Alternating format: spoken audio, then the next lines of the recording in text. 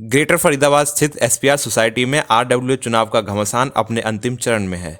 इस मौके पर प्रधान के पद पर चुनाव लड़ रहे अनिल मेहरा ने अपनी सोसाइटी के निवासियों से वोट की अपील करते हुए बड़ी ही बेबाकी से सोसाइटी को बेहतर बनाने के लिए अपनी योजना के बारे में विस्तार से बताया। आपकी सोसाइटी में कब चुनाव है, किस डेट को है? हमारी सोसाइटी में चुनाव बड़े अच्छे दिन है। क्रिसमस वाले दिन चुनाव है और उसी दिन रिज़ल्ट आना है। तो यानी कि हमें तो हर हाल में अपने लोगों के साथ एक इवेंट का एक अच्छा मौका है जिसमें हम अपना क्रिसमस भी मनाएंगे और अपने रिज़ल्ट को भी इंजॉय करेंगे।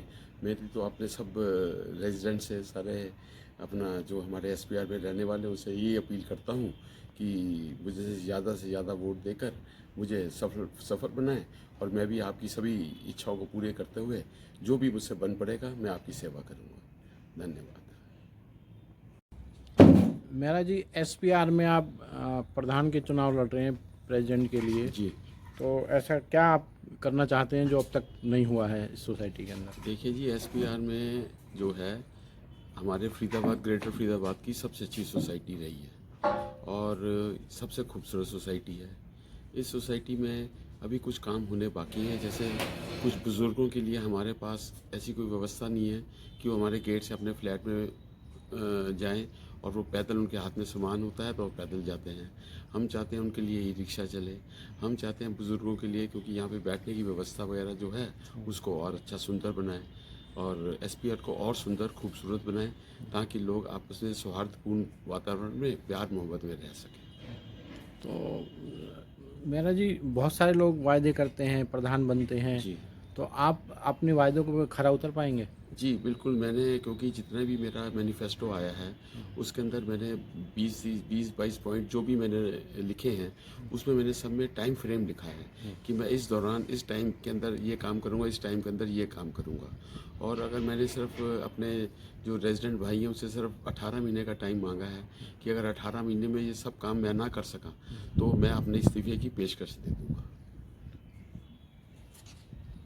तो मेंटेनेंस कंपनियों का जो नहर पार की जितनी भी सोसाइटी हैं सभी में झगड़ा है मेंटेनेंस कंपनी से, जी तो उससे कैसे निपटेंगे आप? देखिए, हमारे यहाँ पे जो मेंटेनेंस कंपनी है वो अभी तक तो अच्छा काम कर रही है और क्योंकि पीछे जो पिछले 2 साल गए वो रहे कोरोना के रहे, उसके अंदर अभी कुछ चीज़ें कुछ कमी रह गई हैं और हम अपनी इस मेंटेनेंस एजेंसी भी चाहेंगे कि वो सब काम को पूरा करें और बिल्कुल जो हमारे जो आरडब्ल्यू का एग्रीमेंट है उसके हिसाब से वो काम करे। अगर फिर भी अगर वो काम नहीं करेगी तो हम इस मेंटेनेंस एजेंसी को हम बदल देंगे। हमारा इसमें बिल्कुल क्लियर है। जी, देखने में आया है कि जितनी भी सोसाइटियाँ हैं इसमें जो प्रेसिडेंट बनते हैं वो लोग कोई ना कोई जॉब में होते हैं, किसी बिजनेस में होते हैं, जबकि किसी भी सोसाइटी का जो प्रेसिडेंट है एक फुल टाइम जॉब होता है। इतने सारे लोगों की समस्या होती हैं, भिन्न भिन्न प्रकार की समस्या होती हैं, तो कैसे आप इससे कैसे निपटोगे? देखिए ये बड़ा एक प्रश्न है जो, क्योंकि बुज़ुर्ग आदमियों के पास टाइम नहीं होता या उनकी सेहत अलाउ नहीं करती कि वो ऐसा काम कर सके। तो भगवान की दया से अभी मेरा शरीर स्वस्थ है और मेरी उम्र लगभग 67 ईयर्स की मेरी एज है और मैं लगभग सभी अपने कामों से निवृत्त हो चुका हूँ, बेटी की शादी कर चुका हूँ और जो भी मैं काम करता हूँ हल्का फुल्का वो सिर्फ एक टाइम पास के लिए करता हूँ ताकि मेरा जो शरीर है वो स्वस्थ रहे और दिमाग भी चलता रहे। तो वक्त है मेरे पास और मैं चाहता हूँ कि मैं उस वक्त का सदुपयोग करते हुए इस सोसाइटी के लिए अच्छा से अच्छा काम कर सकूँ और इस सोसाइटी को बेहतरीन बना सकूँ।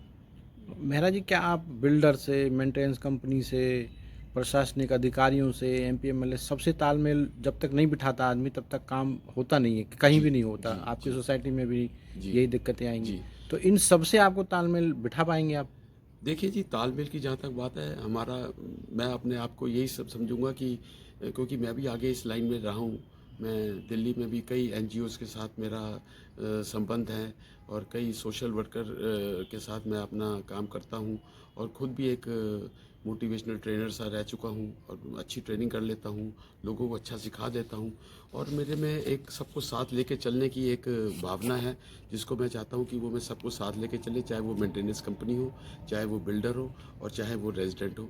रेजिडेंट की समस्याओं का हल और बिल्डर से जो भी कुछ हमें चाहिए होगा, हम बिल्डर से भी रिक्वेस्ट करेंगे और उनसे वो चीज़ भी लेंगे और मेंटेनेंस से जो भी हम काम हो सकेगा बिल्कुल उनसे काम लेंगे और उन्होंने हमसे वायदा किया हुआ है कि हम 110% हम काम करेंगे, पहले से बेहतर पहले सोसाइटी। से बेहतर सोसाइटी को बनाएंगे। आपके सामने जो प्रतिद्वंदी हैं और भी लोग खड़े होंगे, तो उनसे कैसे तालमेल बैठा पाएंगे आप या देखिए उनसे?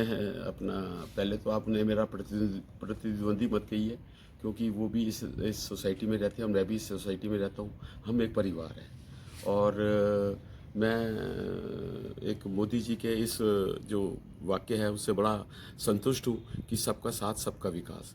और वो देखिए वो लोग भी यहाँ पे खड़े हैं, उनके बारे में भी लोग जानते हैं, मेरे बारे में भी लोग जानते हैं, तो लोग इसका फैसला करेंगे कि किसको चुनना है, किसका मैनिफेस्टो अच्छा है, किसका काम करने का तरीका अच्छा है और कौन उनके लिए वक्त निकाल सकता है और कौन उनके लिए वक्त नहीं निकाल सकता। तो वो ये पब्लिक तय करेगी, ये यहाँ की सोसाइटी तय करेगी। अपने तो हम सबसे प्यार से और एक पारिवारिक तौर पे रहना चाहते हैं, ये मेरी इच्छा है कि हम परिवार से रहें। अभी हमने यहाँ अभी जो 18 तारीख को जो फुटबॉल मैच हुआ था उसका हमने बड़ी स्क्रीन पे एलईडी स्क्रीन पे उसका हमने मंचन किया था, जिसको हमारी सोसाइटी के लोगों ने बहुत सराहा, उसको एक पारिवारिक तौर पर देखा।